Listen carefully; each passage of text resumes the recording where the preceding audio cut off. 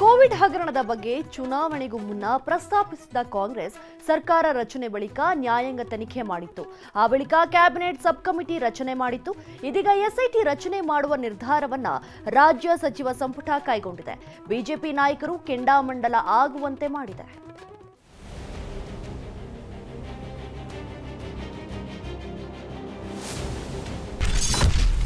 ಮುಡಾ ವಾಲ್ಮೀಕಿ ಬೆನ್ನಲ್ಲೇ ಕೋವಿಡ್ ಅಸ್ತ್ರ. ಹೊಸದಾಗಿ ಎಸ್ಐಟಿ ರಚನೆಗೆ ಸಂಪುಟ ನಿರ್ಧಾರ. ರಾಜ್ಯದಲ್ಲಿ ಮುಡಾ ನಿವೇಶನ ಹಂಚಿಕೆ ಹಾಗೂ ವಾಲ್ಮೀಕಿ ಹಗರಣಗಳು ಕಾಂಗ್ರೆಸ್ ಸರ್ಕಾರದ ಪಾಲಿಗೆ ಮಗ್ಗುಲ ಮುಳ್ಳಾಗಿವೆ.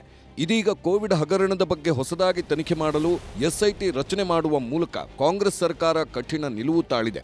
ಕೊರೋನಾ ಸಂದರ್ಭದಲ್ಲಿ ಸರ್ಕಾರ ನಡೆಕೊಂಡಂಥ ರೀತಿ, ಸರ್ಕಾರದ ಅಧಿಕಾರಿಗಳು, ಸರ್ಕಾರದ ಅಂದಿನ ಮುಖ್ಯಮಂತ್ರಿಗಳು, ಮಂತ್ರಿಗಳು ತೆಗೆದುಕೊಂಡಂಥ ಅಮಾನವೀಯ ಕ್ರಮಗಳು, ಇವೆಲ್ಲ ಸತ್ವಾನ್ವೇಷಣೆಯ ಅಡ್ಡಿಯಾಗುವಂಥ ಕ್ರಮಗಳು ಏನಿದ್ವು ಅವುಗಳನ್ನು ಬದಿಗೆ ಒತ್ತಿ ಇವತ್ತು ಏನು ಸತ್ಯಶೋಧನೆ ಆಗಿದೆ. ಆ ಹಿನ್ನೆಲೆಯೊಳಗೆ ನಮಗೆ ದೊರಕಿರ್ತಕ್ಕಂಥ ಇಂಟ್ರಿಮ್ ರಿಪೋರ್ಟ್ ಪರಿಶೀಲಿಸಿ ತನಿಖೆ ಹಾಗೂ ಕ್ರಮಕ್ಕಾಗಿ ಎಸ್ಐಟಿ ಮಾಡಬೇಕು ಅಂತ ಹೇಳಿ ಸಚಿವ ಸಂಪುಟ ನಿರ್ಣಯ ಮಾಡಿ.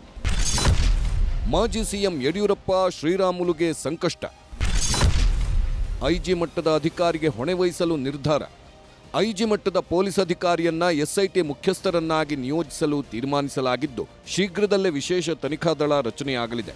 ಸರ್ಕಾರದ ಈ ನಿರ್ಧಾರದಿಂದ ಮಾಜಿ ಸಿಎಂ ಬಿಎಸ್ ಯಡಿಯೂರಪ್ಪ, ಮಾಜಿ ಸಚಿವ ಬಿ ಶ್ರೀರಾಮುಲು ಸೇರಿದಂತೆ ಸಾಕಷ್ಟು ಅಧಿಕಾರಿಗಳಿಗೂ ಸಂಕಷ್ಟ ತರುವ ಸಾಧ್ಯತೆ ಇದೆ. ಭ್ರಷ್ಟಾಚಾರ ಯಾವ ಮಟ್ಟದಲ್ಲಿ ಆಗಿತ್ತು ಅನ್ನೋದನ್ನು ನೀವೆಲ್ಲ ಗಮನಿಸಿದ್ದೀರಿ.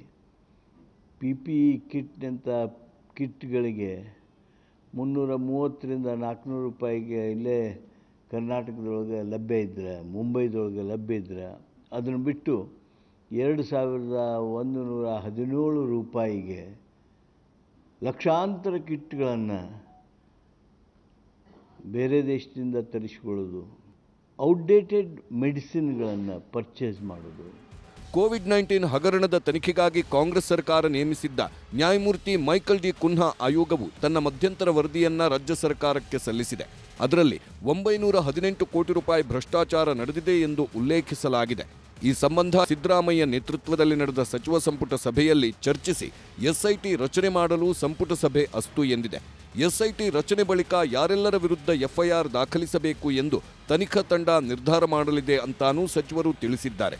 Information what is available in a report, if need be they will further investigate, find out and find the culprit, make a FIR and make charge sheet and start prosecution.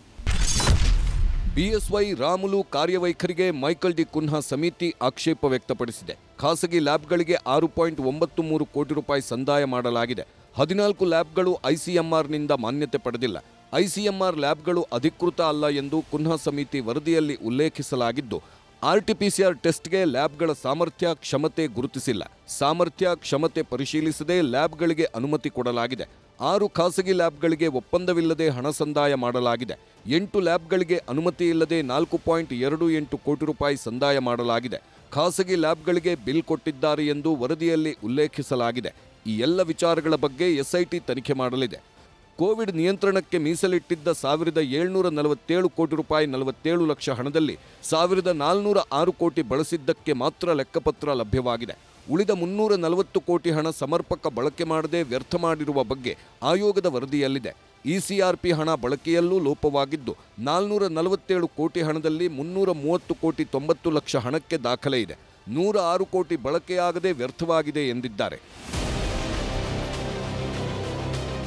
R Ashok ಈ ಬಗ್ಗೆ ಪ್ರತಿಕ್ರಿಯೆ ನೀಡಿದ್ದು, ಇದೆಲ್ಲ ರಾಜಕೀಯ ಅಷ್ಟೇ. ಸಿದ್ದರಾಮಯ್ಯ ಸರ್ಕಾರ ನೇಮಕ ಮಾಡಿದ್ದ ಕೆಂಪಣ್ಣ ಆಯೋಗದ ವರದಿ ಸಂಪೂರ್ಣವಾಗಿ ಬಂದಿದ್ದು, ಅದನ್ನು ಯಾಕೆ ಮುಚ್ಚಿಟ್ಟಿದ್ದೀರಾ, ಅದನ್ನೂ ಬಿಡುಗಡೆ ಮಾಡಿ ಎಂದು ಸವಾಲು ಹಾಕಿದ್ದಾರೆ. ಕೆಂಪಣ್ಣ ವರದಿ, ಕೆಂಪಣ್ಣ ಆಯೋಗ ಯಾವುದು, ಡಿನೋಟಿಫಿಕೇಶನ್ ಅರ್ಕಾವತಿ, ಅದು part 1 KGF, part 2 KGF 2 film release ಆಗಿದೆಯಲ್ಲ, ಅದನ್ನು ಯಾಕೆ ಮಾಡ್ತಾ ಇಲ್ಲ? ಎರಡು ಬರೀ ಟ್ರೈಲರ್ಗಳೇ ನೋಡ್ತಾ ಇದ್ದೀರಿ ನಾವು. ಫುಲ್ ಪಿಕ್ಚರ್ ರಿಲೀಸ್ ಮಾಡಿ ಅದನ್ನು ಕೋವಿಡ್ ಹಗರಣದ ಬಗ್ಗೆ ಸರ್ಕಾರ ಕಠಿಣ ನಿಲುವು ತೆಗೆದುಕೊಳ್ಳುತ್ತಿದೆ.